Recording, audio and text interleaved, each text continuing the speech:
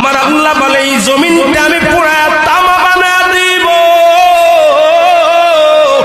এই জমিনের মধ্যে যত পানি আছে পানিগুলো আমি আল্লাহ পুরা ছাই বানায় দিব।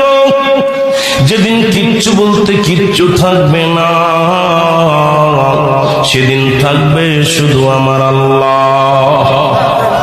আজকে কার জন্য সুদ খাও, কার জন্য ঘুষ খাও, কার জন্য ব্যভিচার করো, কার জন্য অন্যায় করো রে মন, কার জন্য তোমরা এত বাদই করো। আরে আজকে একটা কথা বলতে গেলে কষ্ট হয়।